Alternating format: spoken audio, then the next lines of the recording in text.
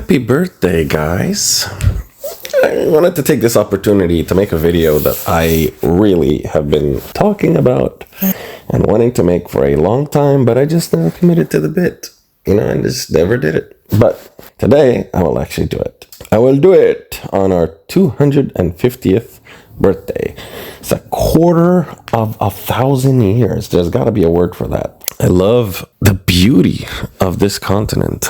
It's so nice. You have almost every type of environment you could ask for. Mountains, you have grasslands, you have swamps, you have deserts, you have just nice beaches, lakes, rivers. You have everything you can want to experience as a human on the planet, frankly. You have very low canyons and very, very high mountain ranges. You have so many different animals. The biodiversity on this continent is amazing. It's just so sad that we insist on building towns and cities way beyond what we need and into the ecosystems of a lot of these animals. And they suffer for it. We suffer for it. But, maybe one day that'll change. The place is beautiful. It's really unmatched. I mean, there are very nice places on the planet, but you get enough here. You get more than your share of enough here in terms of scenic places you can visit. Very nice. Very, very nice. And I feel like it would be a great place to reflect. I personally like to use all my birthdays to reflect kind of on what I've done in the last year. What do I want to do by the end of next year in service of my goals more broadly for my life? The story I want to tell when I'm dead. What do I want people to say about me? How do I want people to emulate me? Or more accurately, how am I going to get them to emulate me? Enough to where I'm still alive after my death. If not in physical existence, in legacy. People, they see you, they act like you, they talk like you, they walk like you. All of a sudden, you don't really have to be here on the planet to exist, right? It's like a lot of people historically, whether they're, prophets, politicians, artists, teachers, all these people live way beyond their death, and it's because of the legacy they leave behind, and so it's very important to use every birthday in your only life, in your only one chance to exist, to make sure you're still on track, and also, frankly, to just reevaluate if you have a vision in the first place. What are you living for? Why are you here? You could give that meaning to yourself if you're intentional about it, if you're wise about it. And so now with that said, I love the fact that you can be an American no matter what race, religion, or culture you come from. It's like the only nation that's like a religion you can convert to. The lifestyle in and of itself, the ideas. And I think there's something beautiful about that. Truly, as we say, e paribus unum. On our money and on our documents. Out of many, one. That is powerful. That is power. Okay, these are things that we should be celebrating about our unique existence on this planet. Things like, number one, rule of law. We are ruled by laws. We're a nation of laws. And we come to those laws democratically as a republic, right? Implicit social contract that we abide by. And that's what enables us to change with the environment. It's what enables us to progress. It's very important to be able to self-correct. That's why we have 27 amendments at this point in history. You do something, it works, doesn't work. We have 50 test tubes for democracy here on this country. And hopefully, at some point, we get a broader federal policy that reflects that, if you will, scientific way of coming up with our laws, consensual way of coming up with our laws, rule of law and loyalty to the Constitution instead of people. I like the idea, it's cute, that some people say things like, our rights come from God. Okay? Now, although I don't really believe in God, I really do feel like it's a very good plot device to just make the point that no human, no person can take those away without a fight. At least they should deserve a fight. Because your right as an American, as a free person, it's inalienable.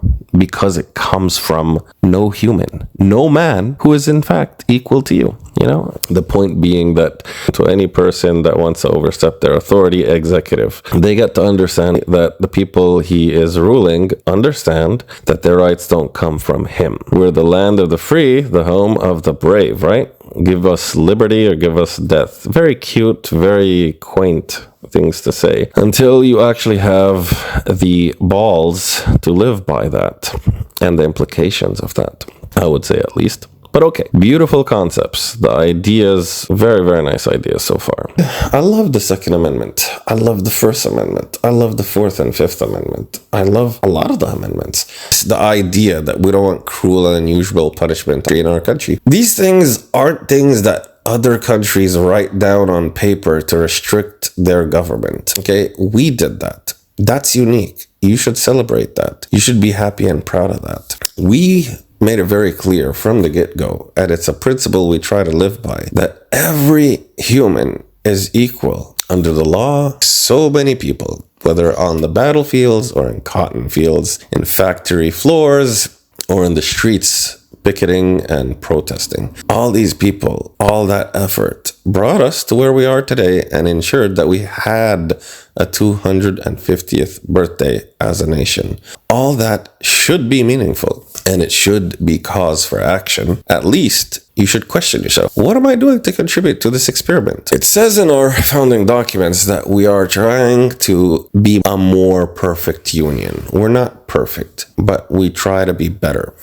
And I think that's what makes us also exceptional. And we have a vision. There's a defined American dream where you own your own property, you have your independence, and you live as a free man. You know, this is a dream realized by a lot of Americans. As much as I hate to say it, but we in America right now have almost 1,000 billionaires with a B, 1 trillionaire, and like 23 million millionaires. There's no other country that has this many people that are doing well. Now, I'm not the biggest fan of these people because without them, to say the least, we'd have a lot more millionaires. More people that are in the middle class paying taxes, because that's actually very important. One thing that enables our government to create the environment that we so enjoy and excel in is the fact that we pay taxes. Taxes is one of the most patriotic things you can do. To an extent, I can agree.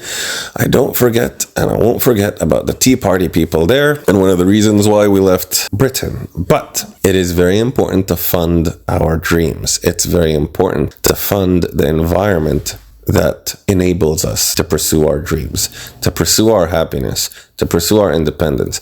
It's very important for us to invest in what protects us, what serves us. This government should not only protect us, it should serve us. You pay a subscription, especially if you're paying a subscription with a gun to your head, you better be getting something for your money. You better be getting some kind of good, some kind of service. No other circumstance where you would pay a company or an entity, an organization, or a person money without expecting anything in return, unless you have a situation where it's a robbery. I don't know about you, but I don't think that free men, free women should accept a robbery. The conversation becomes, okay, well, we don't want people to be dependent on the government. We want people to be dependent on themselves. But then on the next page, we'll say things like corporations are people and we need to bail them out because they have this illicit, corrupt relationship with not just one, but a group of politicians that just perpetuate their wealth. In return, these wealthy people perpetuating their power, their control, and your average taxpayer, your average American, gets left behind. I don't think that's a vision in line with our founding documents. We have our ideas written down. We have a history to look back at and a future to look forward to. So, when you are celebrating your 250th birthday today, as part of this American experiment, I have one request. And that request is to ask you to think about what it means to be an American. What makes our country unique? If you have the privilege one day to leave the country and see how other people do it and then come back here, what makes us better? Some people make arguments to lower our bar of expectations. Some people say things like, well, every other country does X, or it's normal to do Y. Instead of saying and focusing on our exceptionalism and what makes us different, what makes us better than other countries, pay attention to that. The next time you listen to a politician talking, you'll notice important things about who you should support and who you really shouldn't support. There's some bad people that want to make us worse, that want to make us more like other countries. They want to bring a theocracy into this country, in spite of us having a separation of church and state. They want to bring to us homogeneity, in spite of us enjoying the fruits of our heterogeneity and our diversity. The idea that here in America, you can go to a shopping mall and go to a Vietnamese restaurant, a Chinese restaurant, a Japanese restaurant, a Middle Eastern gyro restaurant, French restaurant, an Italian restaurant. Normal people have access to all this. The fact that you can interact with people from so many different cultures, you might choose not to, but the fact that you have the choice, the opportunity to interact with people from all around the world directly and to get to know them and their cultures directly without the filter of a media personality or a politician lying to you. Because they have a corporate friend that would like to steal resources from some other country, and they'd like to use the military, your military, to make other people hate you because of the death and destruction done in your name. And trying to shape your worldviews to suit their goals and political ambitions. We have a lot to be thankful for in this country, but we need to think about how we are going to translate that into actions that demonstrate how grateful we are for what we have. When you have a blessing, you should take care of that blessing. And the way you take care of that blessing is to use it for good. It's to take care of it. There are things that make us unique. Do not listen to me. Do not listen to other politicians or, media personalities, bloggers, YouTubers, podcasters. Please use your own eyes and ears. Leave your room, leave your house today and explore America. Go out to shopping malls. Enjoy the diversity there. You see somebody that looks different, walk up to them, talk to them, get to know their name, where they're from, and something they like about this country and their country. Ask them about something they like and they don't like about this country. Immigrants can literally keep us accountable to our own values. And the reason is simple. When you're in your own fishbowl, you know nothing else. It's when you have experience in other fish bowls, swimming in other waters, that's when you can tell the difference. That's when you see contrast. That's when you see that the water you're living in is clean, dirty, or ugly, or in between. Immigrants are a very vital part of this American experience. We need to make sure that we protect this. Just like how our Statue of Liberty says on it. I'm not really sure the exact quote, but go and read it, okay? Go and read the Declaration of Independence. It's a constitution, which includes the Bill of Rights, the articles, 7 articles, and 27 amendments. There's a lot to read. It's plain English, okay? No matter what judge, no matter what politician acts like it's complicated stuff, it's not complicated stuff. And you have your own judgments, you have your heart, you have your mind, and you have your eyes and ears. Please use them to experience the world around you and come up with your own judgment to uphold this American experiment that we're all proud of so we can preserve it and grow it, hopefully, for the next thousand years. Okay, we can't do that if we let some people take us back to the dark ages. We can't do that by rewinding the clock. You go forward by stepping forward. You don't go forward by stepping backward. Don't be distracted by the small social issues that might appeal to you and miss the bigger picture, the broader trend in policy. We are great because we punch up. We always punch up. America punches up. Americans punch up. Don't ever forget that. When you hear a politician, when you hear rhetoric encouraging you to punch down, remember always, as an American, through your words, your actions, punch up. Understand that At the end of the day, with diversity, you will have some friction. You will sometimes not understand, and people are afraid sometimes of what they don't understand. But what's important for you is to grow out of that. When you see a puzzle, you learn and you put it together. You keep it together. That's what we need to do right now. We have a puzzle in America here. We need to keep it together. And again, we do that by going back to first principle and not allowing people to distract us with things we should be expecting. It's not easy to run a democracy. It's actually very hard if you think about it, because you literally depend on people all around you to come up with something that is fair and equitable for everybody. You're not going to be able to do that by just trying to target the largest demographic and just make them and just put their interests above everybody else. And even worse, sometimes actively try to target and limit everybody else's participation and rights and all that stuff. That's not how you make the country better.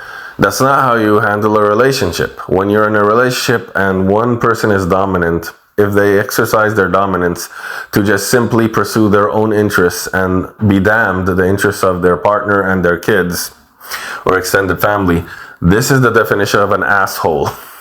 Okay. We are an individualistic culture, granted, but also at the same time, we're still a culture. We still have first principles. We still have values. We still have things that we can rally around that, again, make us different. Ask yourself what makes us different. There's a reason why we are as successful as we are, and it's because of how different we are from other countries, other very homogenous countries, other very theocratic and autocratic or oligarchic countries. There's a reason why our media, our culture, is basically world culture right now. English is the standard language for planetary business. I mean, are you kidding me? And it's not because of Great Britain.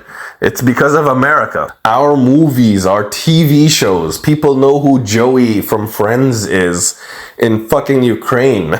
Okay, are you kidding me? People play Mortal Kombat from Japan to, like, I don't know, starving kids in Africa play Mortal Kombat, okay? Counter-Strike, all these games, okay, I know I'm dating myself, but the bottom line is our culture is global culture, and part of it is because we benefit from global influence and global contribution. And the visas that just generally allow either smart people in or just very motivated people in, people that are willing to sacrifice everything for a better life for themselves, for their families, these are the type of people that would contribute to a country that would lead the planet. You know, a very simple example of what I'm talking about is that you ask yourself, why would, the CIA or the FBI be very effective in their global mission just internally throughout 50 different states? Well, one reason is because of the diversity of people they have to draw from. If you need a Chinese spy, you have Chinese people living here that are American, that live and breathe the air here and love this country. If you need a Japanese spy, if you need an Arab spy, if you need a Hispanic spy to spy, if you need intelligence, however you need it, you literally have people from all around the world to draw from. No one else have this, okay? This is a good small example, very glaring example of how we benefit from our diversity, right? Same thing in science, okay? When we grab people from all over the planet, we cause a brain drain in their countries. The people come here because they know that the government here funds research, gives grants, and we have the hunger for that knowledge and science and technology and innovation. When people know that, they come here to contribute, and we benefit from that. Now, we could talk about how we should benefit more, because a lot of the times, a lot of these inventions and discoveries end up in the hand of, well, let's call them capitalists that buy the research and then patent it, and then all of a sudden, the tax-funded research that you paid for as a taxpayer, you end up paying a higher premium in a product or service that wouldn't have existed but for your taxes.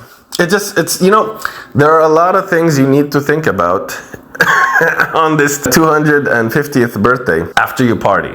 Have fun, but after you party, before you go to sleep tonight, you really need to evaluate more broadly the rhetoric from the Republican Party and frankly from the Democratic Party and ask yourself, what is the way forward? We need a great replacement. We need a great replacement. We need a great replacement of these politicians. It's a type of replacement that makes sure that a healthy amount of new people rotate through Washington to where you don't have time to create all these very corrupt, illicit relationships that these people have between media, the corporations, and government that perpetuates a status quo that really should change with the generations, to say the least, if not more frequently. If you can run. If you know somebody that's charismatic enough to run, encourage them to run. If you can't, by the way, it's okay, lobby. Join some political action group, join some kind of local mutual aid group. Do something in your community. The country is the country it is because of the people that participate. You need to participate. Voting is important, but it's just simply the most controllable variable that politicians can manipulate. Number one, we only have two parties. They already have control over your only two choices. Number two, these parties get to literally pick their voters. They'll literally scribble a line on a map, so scribbled it looks like a 4-year-old drew it, just to scrape every advantage they need to stay in power. This is a problem. Voting is nice, but you have to understand at this point, if I would say 51% symbolic, 49% important, we have to participate more. We need to replace these people. We still can participate. We still can talk to an extent freely. We can still assemble to an extent freely. We can exercise our religion to an extent freely. We need to exercise our rights. You need to exercise your rights. Rights are like muscles. If you don't exercise them, you lose them. And I think it should be very clear to every American right now that our muscles are atrophying. We need more Americans. We have 300 plus million of them to exercise their muscles. If that happens, we can change this country and we could live up to our ideals. This country has always changed. The only constant in life is change. Don't let anybody that wants to take you backward, that wants to make us more like other shitholes, don't let them convince you that change is bad or wrong or scary. You've changed over the years. You were like, what, 10 inches long as a baby? Now you're like maybe 10 feet long. Okay? The only constant in life is change. This country had slaves when we started. We have wage slaves now. It's a little different. Bottom line, it's a change. Okay? It is a change. We were 13 colonies, now we're 50 states. Okay? The only constant in life is change. You need to adapt to the world around you to continue to grow and live. And live we will, hopefully, beyond our death, if we can remember what made us great, what made us unique, and what's going to keep us that way for thousands and thousands of years ahead, hopefully. But please exercise your rights. Please run for office. Get involved beyond voting. This is your homework today. Actually, this is seriously, okay, I'm gonna really stop this time in the video, but seriously. Here's your homework for today. I want you to just write a list of 5 different ways you can get involved in local and federal politics. Anything simple. It could be as simple as, okay, finding out the next election cycle in your area. You know, you want to be a district supervisor, you want to maybe be a mayor. Find out when that next election is in your area and find out how can you apply, if you will, or run for that position. What are the requirements? That's an example. Another example is a simpler example. Find out who the hell represents you in the first place, whether it's in your city or your district or your county, all the way to the state and federal level as a senator and as a congressperson. Find out the names and phone numbers, frankly, of their offices. That's another way. You could just simply do this assignment. Another way you could do this assignment is just simply say, okay, this next week, I'm going to talk to at least two people. I'm going to have a very non-judgmental conversation where I'm going to focus on learning and teaching. The end. With two people. Just two people. I'm just going to randomly pick. Maybe next time I'm at Starbucks or next time I'm at the park. I'm just going to talk to them about politics. And I'm going to make them comfortable. I'm going to make a point of making them comfortable. I'm going to say something nice about their hair or about their dog. And I'm just going to ask them for their time politely to talk about something important. Just one issue that people are basically arguing about these days in the country. And again, focus on educating them. If they disagree with you, don't just disagree back. Just try to explain to them, teach them why you think the way you think. And then if you find yourself disagreeing with them, don't focus on their position and how it makes you feel and how stupid or silly it is. Just focus on, why do you think that way? Explain to me, please, why do you think that way? Have you considered X? Have you considered Y? Nicely, calmly, do it. Do it now. Okay? The time is running out. We're 250 years into this, and we have a president right now that basically is not even criminally liable. They were already not civilly liable, but he's not even criminally liable to anything he does. We have a situation where we have one of the most powerful individual executives in our history. And the election he won in, we had a choice between a felon and a prosecutor, a literal prosecutor. That's the choice the American people had, and that's the choice we ended up with. The felon. And more importantly, he acts like it. His administration acts like it. They lose way more in court than they ever win because they act like it. He's a billionaire too. I'm not even talking about all the other stuff. I'm not going to get controversial. These are two uncontroversial things about the situations we currently find ourselves in. We shouldn't be defined by the sum of our mistakes. We should be defined by the sum of our achievements, of our accomplishments. And I agree with that. But that doesn't mean, and it shouldn't mean, that we shouldn't learn from our mistakes, that we shouldn't acknowledge our mistakes, and that we shouldn't preserve the history of those mistakes for our future generations to know what not to do. These are things to think about. Hope it made sense. And yeah, man, thank you for your attention to this matter.